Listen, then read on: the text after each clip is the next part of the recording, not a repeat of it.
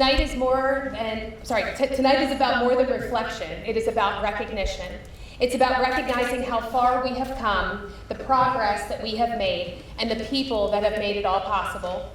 I am proud to stand before you today and say with confidence that Wacomico County stands stronger, more financially stable, and more strategically positioned for long-term success than any other point in recent memory, and that is something worth celebrating.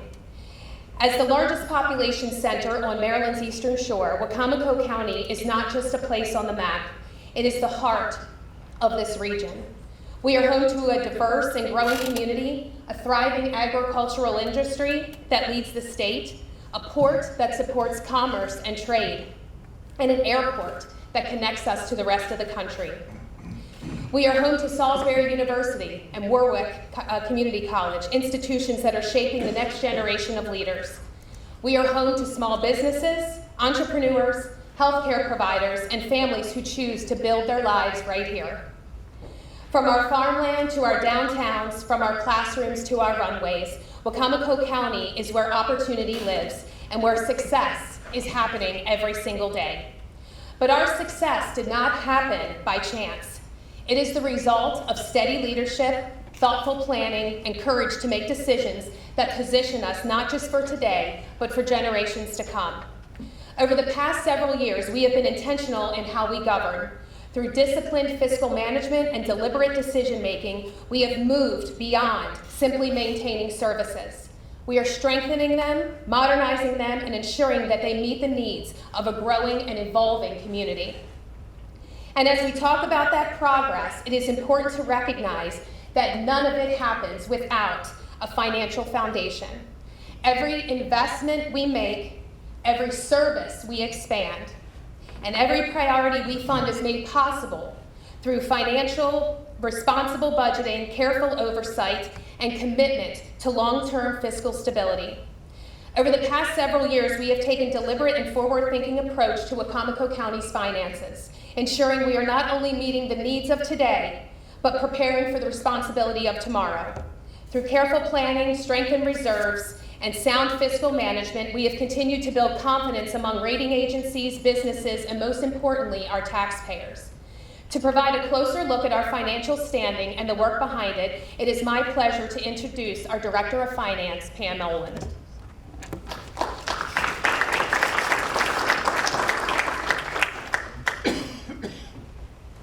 Good evening. So to expand on what the executive just stated, we follow GFOA, which is Government Finance Officer Association guidelines to help manage our finances. And we have continued to use those practices to do adequate and responsible fund balance maintenance relative to our state and nationwide peers. We are in the top 3 of the state associated with our fund balance. In our audited fiscal 2025 results for year-end June 30th, 2025, we had an unrestricted fund balance growth by over $11 million. This growth was primarily due to higher collected amounts than budgeted on our revenues, and that is in our income tax. So that is the strength of our community has made our income tax collections go up over the last several fiscal years, and lower than budgeted expenditures due to controlled spending. We've been able to increase our funded percentage for our pension, which was we are not part of a larger pension group. We are our own funded pension within Wacomico County, and when I took this role, our pension was funded under 60%. And we are now funded at almost 78%, and our goal is to be between 80 and 90%, and we're hoping to get there in the next fiscal year or 2. While still maintaining, we have also maintained our fund balance in what's called OPEB, which is other post-employment benefits. We provide to our employees, our retirees, healthcare costs, and by government accounting standards, we are required to accrue for those costs for the future cost of that liability. And we are over 100% funded in that liability. So those are 2 very good metrics, and Wall Street has rewarded us with those metrics, because when we went to Wall Street this past fall They affirmed their decision on our bond rating. We are at the AAA is the highest. We're AA plus or AA1, depending on which rating agency you talk to. And those are the highest ratings. We are now at the same rating, I believe, as the state of Maryland, because they just got downgraded. So we are up there with our peers. And in November, when we went to the bond market, we closed on $16.69 million worth of bonding to fund projects for our library, the Civic Center, Recreation and Parks, and Solid Waste. That funding came in at an interest rate of just over 3.5%. We beat the estimate that our financial advisors provided us because of the strength of our financial position. So we had over 10 bidders to bid on our debt, and that is a indicator of the strength of the bonds that we offer. We also do capital funding through our fund balance, and so that growth in fund balance that we have had over the last several years, we use that savings account. Basically, our fund balance is our savings account. We use that to pay for capital projects. We have paid for capital projects at our correctional facility. We have paid for dredging so that we can continue to have a site for dredging materials so the Army Corps of Engineers can continue to dredge the Wacomico River, and as well as roads division and airport, and pretty much any division in Wacomico County has received what we call pay-go funding, funding that's come out of our savings account to be able to strengthen our facilities around the county. Finally, we're currently working on our fiscal 2027 budget submission. That will be both the operating and capital budget. By charter, we're required to submit that to the council on the third Tuesday in April. This year it happens to be April 21st, so we will be submitting that budget to the council on that date. And this budget will include funding for our departments, for the critical services that we provide to our citizens in both an operating and capital nature. Thank you.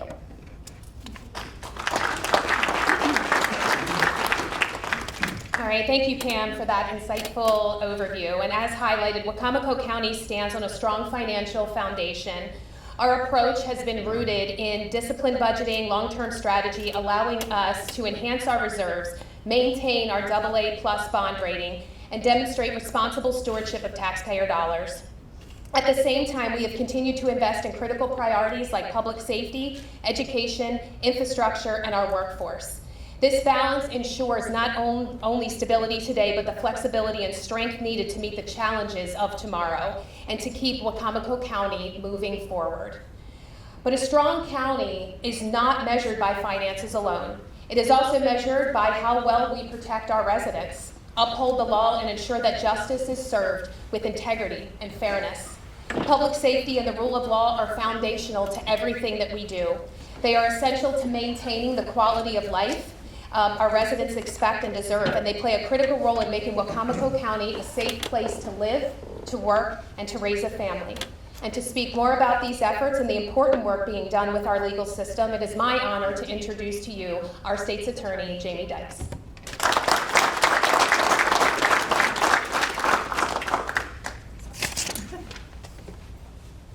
Thank you, County Executive. The Wacomico County State's Attorney's Office is on track to be fully staffed by September, which is a feat not seen in my 5 years, and I know that prior to myself, now Judge, then State's Attorney Massarillo had the same issues. That is a reflection of a strong, committed team, and I'm grateful to the County Executive and to the Council for their continued support of recruit and retention. We face real challenges, however. Every day we're working to strengthen partnerships and improve public safety. Illegal firearm possession continues to play a large role in the taking of lives in our community. We are seeing a troubling rise in youth gun violence, driven by immaturity, pride, the influence of social media, and gang culture. CDS dealers continue to prey on the vulnerable, and the trauma suffered by victims, especially victims of violent crime, does not end when the crime does or when the trial is through. It can last a lifetime and sometimes last generations. That is why we are committed to fighting for justice every day. Last year, our prosecutors spent 86 days in jury trials. Each trial is preceded by nearly countless additional days of investigation and preparation by law enforcement and by prosecutors, investigators, victim witness coordinators, and administrative staff from my office. Law enforcement executed 839 search warrants, each of which was reviewed by an attorney in my office. Last year, felony filings decreased by 25%. A trend we hope means that our efforts are having a beneficial effect on crime. We have also secured meaningful outcomes in the past year. In our July 2023 mass shooting, the most senior defendant and gang associate was convicted and sentenced to 258 years in prison. 2 other perpetrators pleaded guilty. A total of 3 juveniles were convicted in gang-related homicides of 2023 and 2025. And the Pizza City murder, also gang-related, a parent of a juvenile was held accountable as an accessory after the fact. Our Child Advocacy Center continues to protect children and hold offenders accountable with integrity. While the impact of that work will never be fully measured, it matters. Our cases, in the 20 years I've been doing this, are increasingly complex. Homicide trials, many other violent crimes, require multiple forensic expert and other expert witnesses, demanding a high level of skill from our prosecutors. We are also seeing an increase in mental health defenses tied to substance abuse. Marijuana, despite what everyone wants to tell us, is not without consequence. Its role in these cases, in criminal cases, is growing. It is orders of magnitude more potent than in years past. Its use is prevalent among teens. Its illegal sale has provided the source of funds for gangs, and it's having real psychological consequences. Experience is critical. Seasoned prosecutors are the foundation of my office's success and essential to training the next generation. We also face legislative challenges, from shifting legal standards to a continuing erosion and removal of critical law enforcement tools.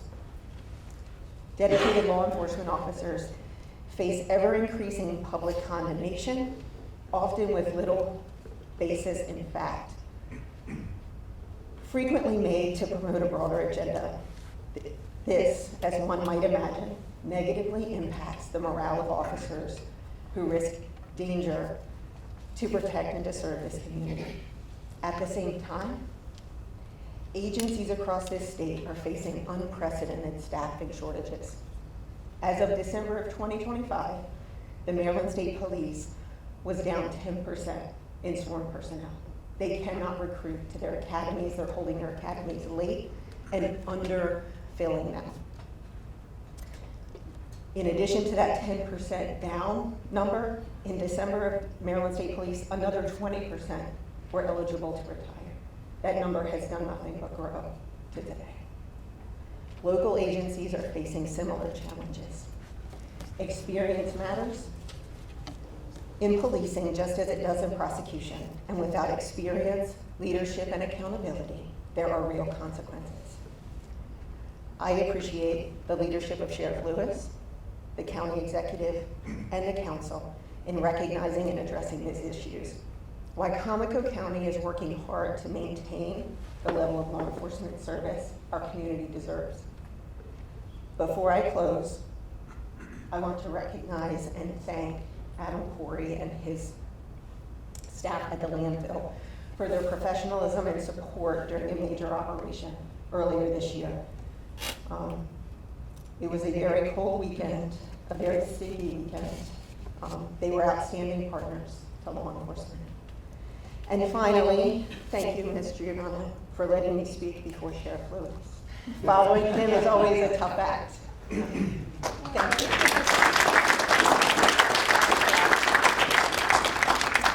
actually am going to comment on that because Dave Ryan said, "Why am I following Sheriff Mike Lewis?" So that's very funny. So, but anyway, thank you, Jamie, and thank you for your dedication to upholding justice and for the critical work that your office does each and every day on behalf of Wacomico County. And of course, the work of the state's attorney goes hand in hand with the men and women who are on the front lines of public safety.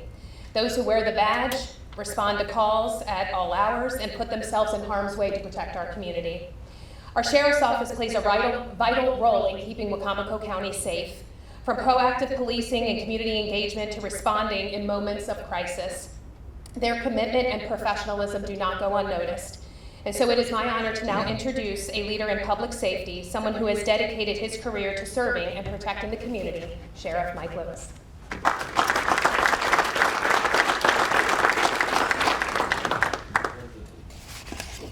Thank you, Madam County Executive. It's been a rough weekend for the men and women in the Wacomico County Sheriff's Office. It's not unusual that we deal with death, quite honestly, on a weekly basis, but tragedy struck our county Friday afternoon. We lost a very tenured tow truck operator at age 53 while he was hooking up a vehicle that deputies had summoned him to the scene for. He fell dead of a heart attack. On Saturday night, we lost a 28-year-old young man in the western part of the county down off Jeffersonville Road in a horrible car wreck. And then yesterday morning, deputies were dispatched to a home where a 42-year-old Eastern Correctional Institution officer failed to wake up after falling sick Saturday morning and coughing and weren't sure what was wrong, and he died very suddenly. So please pray for the deputies within the Wacomico County Sheriff's Office as they deal with death every day. I want to thank you for the opportunity to address the state of crime and public safety here in Wacomico County. As your sheriff, my top priority remains keeping our families, our neighborhoods, our schools, and our businesses safe. Our deputies are committed to proactive professional law enforcement that's rooted in integrity, trust, experience, and partnership with our community. I want to start with some data. Overall, in Wacomico County, index crime has remained relatively stable in recent years. However, according to the latest Maryland Uniform Crime Reporting data, we saw consistency in total reported offenses, with property crimes, particularly larceny or theft, making up the majority. Violent crime rates, while higher than some Maryland counties due to our geographical location, have not seen dramatic spikes in most categories. Our clearance rates improved modestly, reflecting stronger investigative work by our very talented team in our Criminal Investigation Division. That said, we cannot ignore concerning trends. Homicides in Wacomico County, while they're certainly lower than we have seen in previous years, the perpetrators are much too young. This is deeply troubling, especially because several involved youths were linked to illegal firearms, as the state's attorney just alluded to. Gang-related activity and disputes fueled by a lack of accountability and respect. When lawmakers fail to allow law enforcement and prosecutors to do their jobs and hold these juveniles to account, these are the consequences. These are not just statistics. Each one represents real pain in our community, and we take every single one personally. My state's attorney and I talk about these cases all the time. They can't be ignored. Our Sheriff's Office responds aggressively. In the past year, we increased our arrests, particularly involving these juveniles in serious cases. We continue to prioritize high visibility patrols in hotspot areas, targeted enforcement on illegal guns and drugs in our community, and swift response to calls for service. Our monthly crime stats, available on our website, show that deputies are actively addressing issues across all sectors, from Salisbury to Fruitland and to the more rural parts of our county. Beyond enforcement, we are investing in prevention and partnerships. We collaborate closely with the Salisbury Police Department, with our Joint Community Action Team, the Wacomico County State's Attorney's Office, and our allied agencies, especially our community organizations, to disrupt violence before it escalates. We've expanded our use of technology, including better data analysis for hotspot deployment, And you will hear in the days ahead technology we've deployed not just within Wycomico County, but throughout the region to dismantle large organized crime. You will see that in the days ahead. I promise you that. We've expanded not only our use of technology, but we strongly support the See Something, Say Something campaigns and encourage residents and businesses to install security cameras. These are proven low-cost tools that help solve and deter crime. We also recognize that law enforcement alone cannot solve every root cause. Issues like youth exposure to violence through social media and culture, easy access to illegal firearms, and family breakdowns require a whole community response. That's why we actively participate in multi-agency efforts focused on youth and at-risk youth, reentry support, and mental health crisis in our community. In 2025, I want everybody in this room to know that the men and women of the Wycomico County Sheriff's Office conducted 12,585 traffic stops here in the county. They completed 3,509 police reports. Deputies attempted service on and executed 1,670 warrants and attempted service on 1,330 peace and protective orders, of which 902 of those were successfully served. Additionally, our Judicial Protection Division charged with protecting our circuit court building, our judges, our judiciary, our state's attorney's office. These individuals manage just under 70,000 visitors to the circuit court building here in Wycomico County, while 7,089 cases were heard in that building and prosecuted by our state's attorney's office. Looking ahead, our goals for the coming year are very clear. We will further reduce violent incidents through focused deterrence and intelligence-led policing. We hope to improve clearance rates even more by leveraging our training and our partnerships. We will continue to strengthen community trust through transparency, regular engagement, and visible presence. And we will continue advocating for resources that allow us to hire and retain the best deputies while maintaining our operational capabilities. Lastly, by deploying 5 new high-performance patrol vehicles specifically designed to respond to the increased demands for traffic enforcement in our communities, we hope to modify the driving behavior of reckless operators here in Wycomico County. How many people continue to see reckless operation every day when you're out on the roadways? It's something that I get. It's one of the largest requests I get in my office is for increased traffic enforcement in our communities, in our neighborhoods. And that's precisely why we bought these vehicles at a considerably cheaper price than a regular patrol Tahoe. Public safety, however, is a shared responsibility. To our residents, please lock your vehicles in your homes, report suspicious activity promptly, and support your local law enforcement. To our elected leaders and our partners, continued investment in recruitment, training, technology, and prevention programs will pay dividends in safer streets. We must be willing to pay our deputies what they are worth.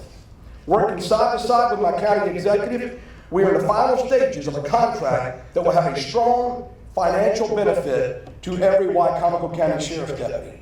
I am confident that within the hour, deputies will vote to approve the same. The final step will be council approval. In closing, while challenges exist, I am optimistic about Wycomico County's future. Our deputies work tirelessly every shift, often in very difficult conditions, to protect this community we all call home. With continued community support and collaboration, we will build on our progress and make Wycomico County even safer. Madam County Executive, thank you for your investment in our deputies. Thank you for recognizing the importance of salary increases. And thank you all for your time and attention here tonight.